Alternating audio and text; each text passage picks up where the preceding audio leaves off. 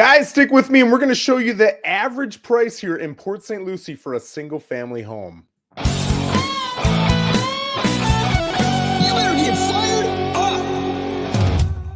Happy New Year, guys. I'm fired up, man. Welcome to the Florida Treasure Coast Market Update, where we give you every single Wednesday an update on the Port St. Lucie market. Today, I want to show you what single family home prices are averaging out at, right? I just put a post up today and I showed everybody the data. I'm going to hold off a little bit. If you haven't seen the post, I'm going to keep you as a teaser a little bit here and we're going to open it up. I'll tell you the reason I did this was for me. I'm going to share my screen here in just a second.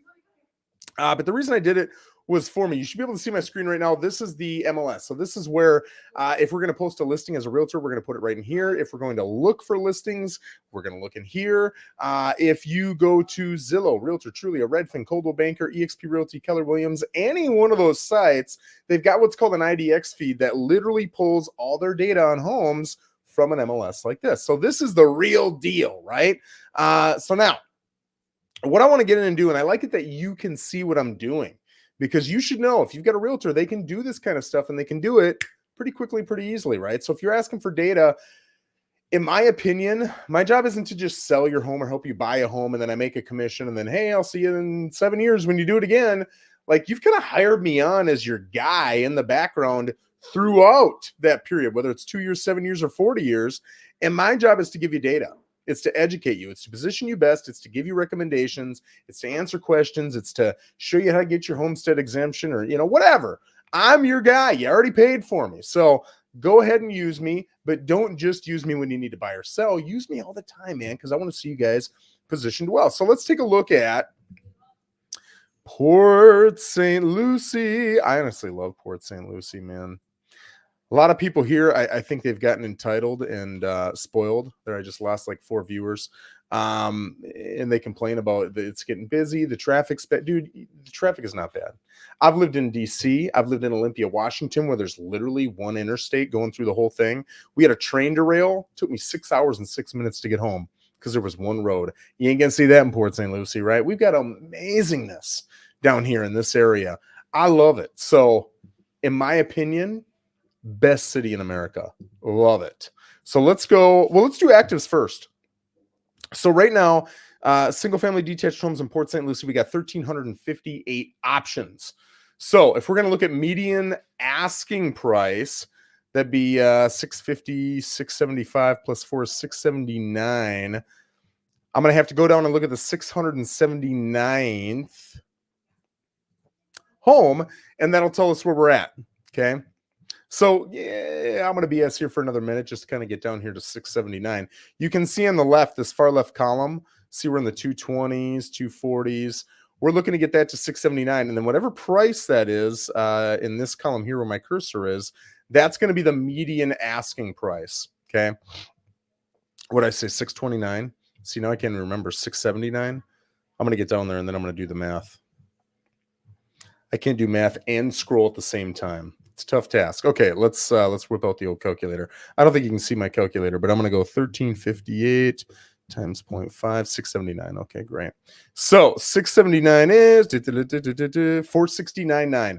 That's the median asking price. Now, it's important that you remember that because it'll get into some of the analysis I want to tell you when we go over to the median sales price. So that's active. Let's come down and go to, man, I had an awesome Christmas. I hope you guys had an awesome Christmas too. Oh. All right, so we're going to go back 45 days. And because in my opinion, if you go back 30 days, especially with the holidays, there's so much data that just hasn't been put in yet from closings over the holidays. And if you go back 60 days, well, now we're looking at data that's 2 months old. So I like to go 45. Is that perfect or not? Yeah, I don't know, but that's what we're doing, right? So going 45 days, we got 462 sales. So the median there is 231. So again, let's do the same doggone thing. And we got it in price order. We're going to go down and look at number 231. We're on 125. 231 is right here. 421 And I actually, in the post I put up, it's 420 and a half. Why? Because it's not 231. It's actually the average of 231 and 232, which comes out to 420 and a half. So you can see there's about a, what is it, $40,000-$50,000 discrepancy between the median asking price and the median sales price. Why? A lot of people would say, oh my God, prices are dropping. People want this much, but oh, they're coming way down. That's not how I see it at all. And I probably would see it that way if I hadn't done the analysis I was doing, and I'm not seeing kind of the trends and everything just being in the real estate industry. What I'm seeing is it's two completely different markets, right? If you look up to, I always say 500 grand, but honestly, it's probably more like around 450, 460. That first time home buyer, isn't it crazy that we look at 450 as first time home buyer? That first time home buyer price point is still pretty hot.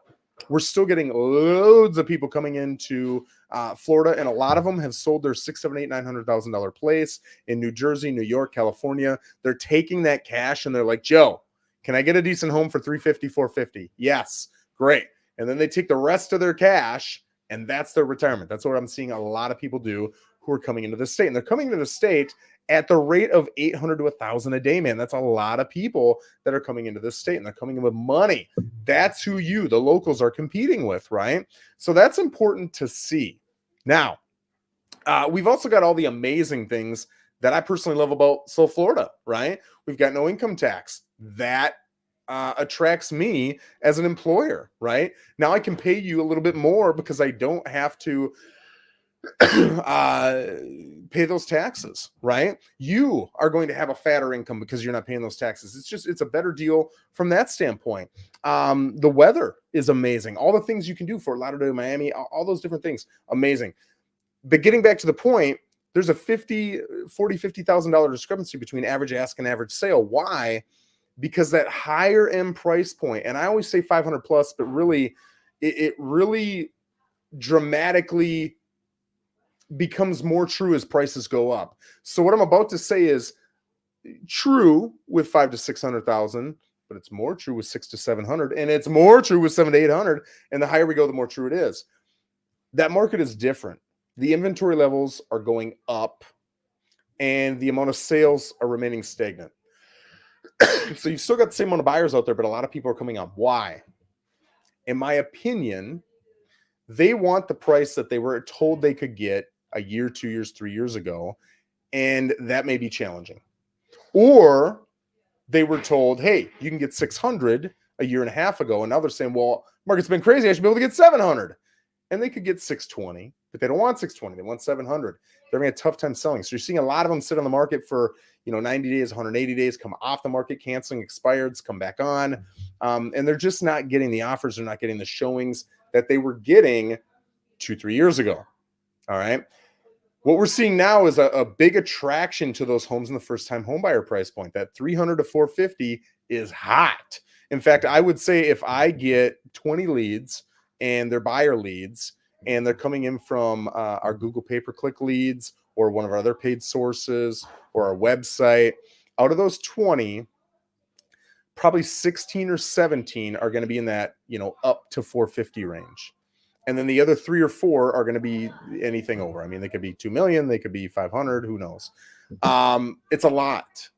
And that is not what I saw 2-3 years ago. 2-3 years ago, it was really normal to get $500,000, $600,000, $700,000 leads because that was just the standard. That's what was coming in. Now, it's not that people had the money 2-3 years ago and now they don't have the money. That's not the case. What happens now is people with the money, with the ability to make the move, are looking at all the news and they're saying, ooh, this is scary. It's an election year. Rates went up. Inventory has kind of like hit the bottom and it's slowly coming back up. What is the market going to look like? And do I want to take all my money and invest it into, because you're not just getting a home, you're getting an investment, and that investment's going to go up or down or whatever.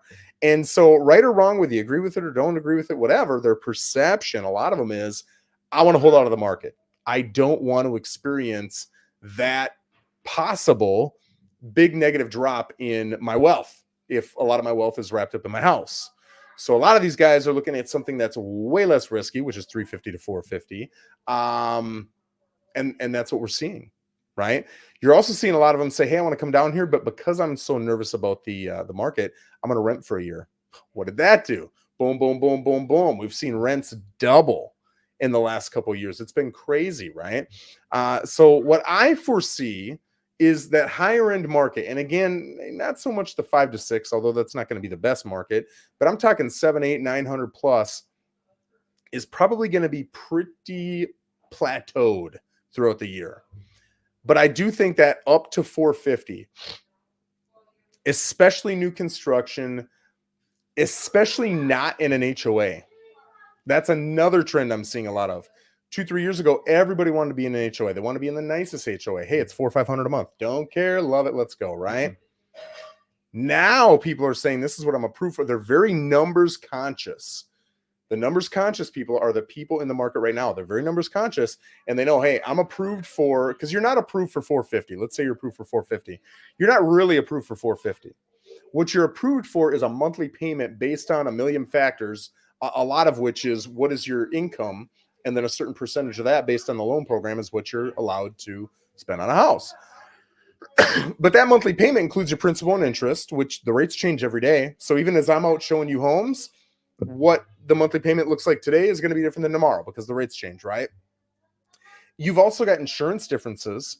This one might be 450 and this one is 450, but this one's got a metal roof and impact windows, and this one's got a pool, and it's got an old shingled roof, and it's got older windows. This one's going to have higher insurance, right? Same house, same cost, but those couple of differences make it more expensive on insurance. What about taxes, right? When you go through taxes, it depends on if you've got portability or not. Some people have portability, some don't. I'm not going to get into portability, but that's going to have an impact on what's going on too. And then you got HOA dues. So there's a lot of outside factors that really kind of calculate into that. But all those things, again, I think we're seeing a very price conscious buyer pool come out right now. And again, I foresee, I'm guessing, this is a complete guess. I wrote this on my Facebook page, and I kind of wrote it semi-humorously, because I don't think anybody can accurately depict what a market's going to do over 12 months. But I gave my best guess, and I said I thought that higher end market was going to kind of plateau. The lower end market would go up 5 to 7% because all those factors I said. And you might say, with all those factors, Joe, it sounded like you were going to say it's going up 10, 20%. We still have a lot of negative factors out there, right? The inventory is increasing. The rates are still a little bit higher. There are still issues economically that we're dealing with. So for all those things, yeah, it sounds like I'm really hot on the market, but 5 to 7, in my opinion, is hot. I think that's plenty hot. And I think when you average those out, we're going to look at a 3 to 4% increase in Port St. Lucie over the next 12 months. That's my best guess. So yeah, that's what we're going to see. In my opinion, I'd love to hear what your guys' opinion is, but I appreciate you sticking with me. If you guys have any questions, or there's another video topic you'd like to see in the future, feel free to leave it in the comments, and we will absolutely take a look at them. Have an amazing day, guys.